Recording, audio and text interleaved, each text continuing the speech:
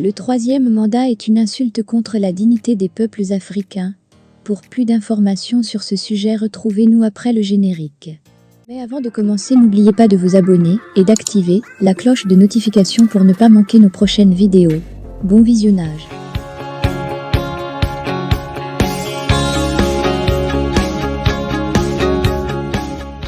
Avocat de profession et engagé en politique, Moussa Rifou est le président de l'ONG Waraba d'Afrique. Il est le leader du parti politique comorien Rassemblement pour une initiative de développement avec une jeunesse avertie, RIDJA. Il a participé 2 fois à l'élection présidentielle aux Comores et est arrivé 2 fois au deuxième tour. Il devait également se présenter à la dernière élection anticipée du 24 mars 2019, mais il n'y a pas eu d'élection. Et depuis, il s'est exilé en France pour avoir reçu une balle en caoutchouc dans sa cuisse gauche. Dans cet entretien, le président de l'ONG Waraba parle, entre autres sujets, du prochain prix Nobel de la paix, de la persistance de l'esclavage, du troisième mandat en Afrique. Dans quel contexte l'ONG Waraba fut créée? C'est une organisation qui regroupe une vingtaine d'associations de la diaspora africaine. Cette organisation a été créée à la suite de la révolution provoquée par la jeunesse malienne, qui, pour exprimer son refus par rapport au régime de Keïta, s'est soulevé comme un seul homme pour exiger le changement. Et cela s'est traduit par la prise de pouvoir par des militaires. Ce qui a été salué par les peuples d'Afrique. Waraba a pris naissance dans ce contexte-là. Et nous nous sommes déplacés sur place, à Bamako, pour soutenir, appuyer et encourager le peuple malien dans ce combat pour sa souveraineté. Nous avons pris sur place des initiatives que nous sommes en train de concrétiser, à savoir la création d'un siège du panafricanisme à Bamako. Nous avons déjà acquis un terrain et nous sommes en train de voir dans quelles conditions nous pouvons construire. Il s'agit de faire en sorte que ce concept de panafricanisme, qui est tant évoqué, puisse disposer d'une structure permettant de réfléchir de ce que doit être notre continent de demain. Par ailleurs, nous avons été très présents dans le combat mené par les Guinéens contre le troisième mandat. Nous avons soutenu l'alternance démocratique en Côte d'Ivoire. Nous avons pris position lors des élections locales ici, à Dakar. Nous avons appelé, soutenu et salué les conditions dans lesquelles les élections se sont déroulées. Et nous avons également soutenu les élections démocratiques en Tanzanie et au Kenya. De plus, nous avons pris position et mené des actions contre l'esclavage. En ce moment, nous faisons un travail de sensibilisation auprès des chefs d'États africains pour qu'ils prennent des dispositions nécessaires pour que l'esclavage soit inscrit dans le manuel scolaire, afin de préserver et de protéger les futures générations d'Africains de ne pas reproduire ce phénomène qui est un crime contre l'humanité. Y a-t-il vraiment de quoi avoir peur? C'est un crime contre l'humanité qui dure, qui résiste aux évolutions scientifiques et technologiques. Et donc, il y a différentes mesures qui ont été prises. Des législations ont été pondues et mises en application, puis des condamnations ont été prononcées par différents tribunaux, dans différents pays. Et malgré cela, ce crime contre l'humanité persiste, comme si l'humanité n'a pas tiré de leçon de l'atrocité de sa propre histoire. C'est pour cette raison qu'au sein de notre organisation, nous estimons qu'il est très important de préserver les futures générations d'Africains. Elles ne doivent pas reproduire ce crime qui est justifié par certains, par rapport à la religion, et par d'autres, par rapport aux appartenances sociales et culturelles. Nous estimons qu'il s'agit d'une absurdité qu'il faudrait combattre dès le plus jeune âge. Pourquoi est-ce que vous plaidez pour que le prix Nobel de la paix soit décerné à la présidente de la Tanzanie, Samia Suluhu?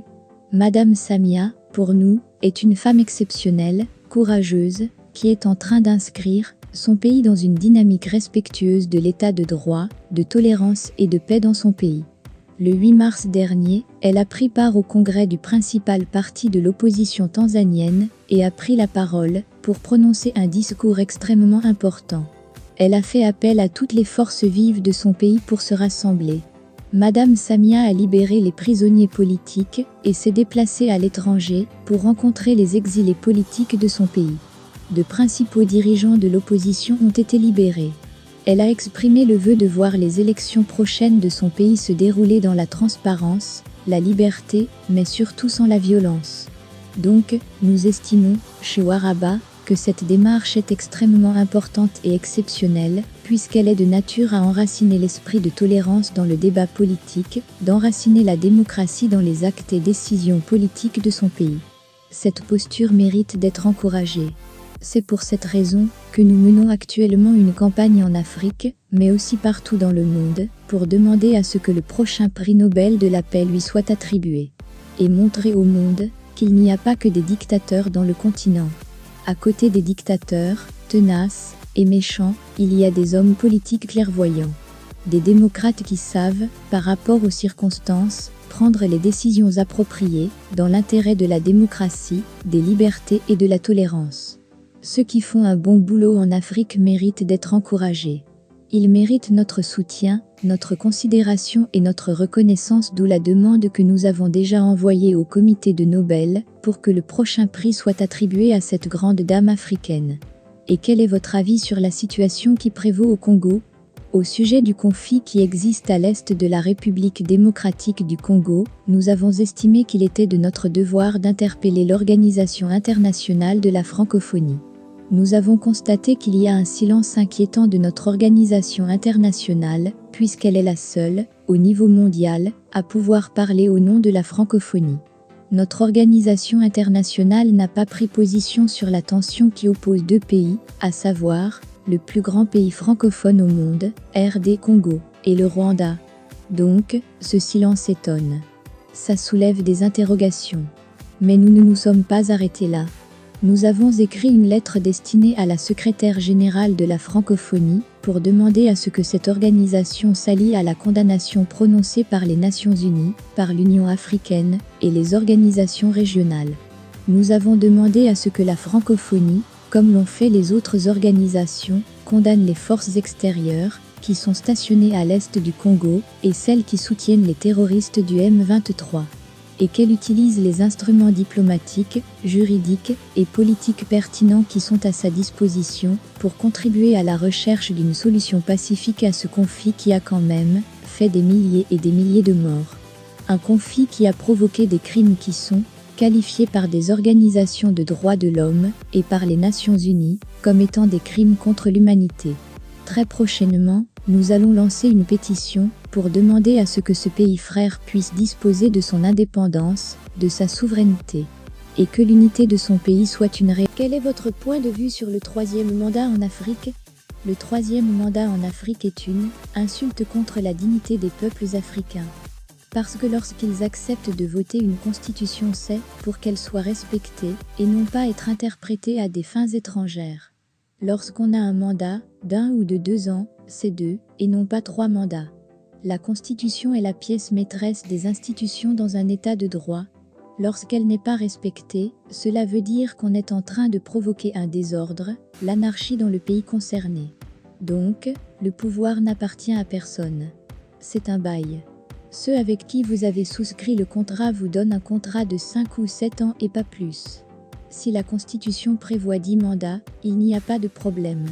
Mais la Constitution limite les mandats, ceux qui tentent de faire plus, dénient la dignité et la conscience politique de ceux qui leur ont donné le mandat.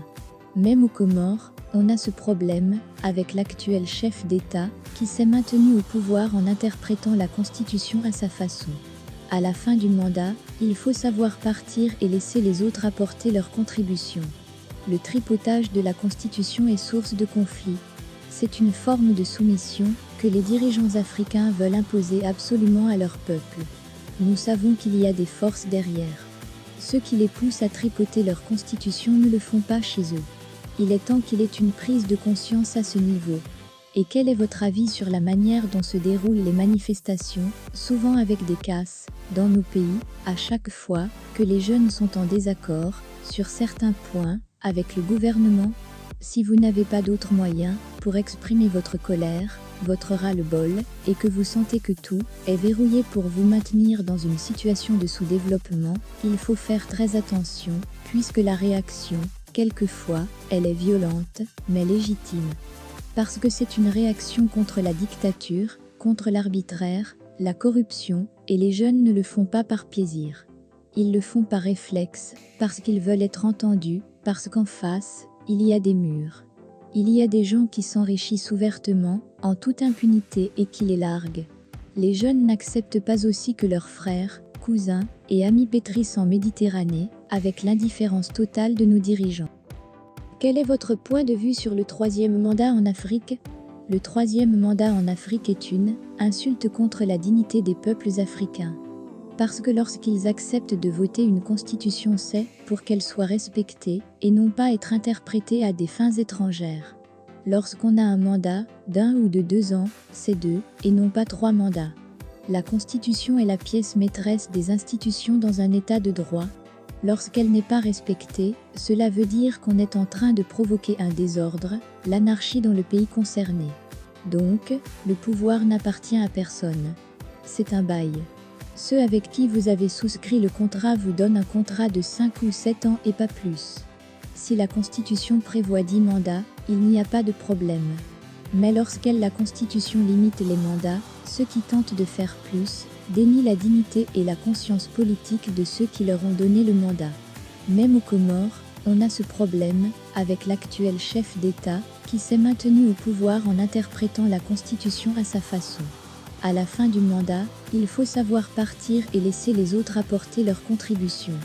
Le tripotage de la Constitution est source de conflits. C'est une forme de soumission que les dirigeants africains veulent imposer absolument à leur peuple. Nous savons qu'il y a des forces derrière. Ceux qui les poussent à tripoter leur constitution ne le font pas chez eux. Il est temps qu'il y ait une prise de conscience à ce niveau. Et quel est votre avis sur la manière dont se déroulent les manifestations, souvent avec des casses, dans nos pays, à chaque fois que les jeunes sont en désaccord, sur certains points, avec le gouvernement? Si vous n'avez pas d'autres moyens pour exprimer votre colère, votre ras-le-bol, et que vous sentez que tout est verrouillé pour vous maintenir dans une situation de sous-développement, il faut faire très attention, puisque la réaction, quelquefois, elle est violente, mais légitime. Parce que c'est une réaction contre la dictature, contre l'arbitraire, la corruption, et les jeunes ne le font pas par plaisir. Ils le font par réflexe, parce qu'ils veulent être entendus, parce qu'en face, il y a des murs. Il y a des gens qui s'enrichissent ouvertement, en toute impunité et qui les larguent. Les jeunes n'acceptent pas aussi que leurs frères, cousins et amis pétrissent en Méditerranée, avec l'indifférence totale de nos dirigeants.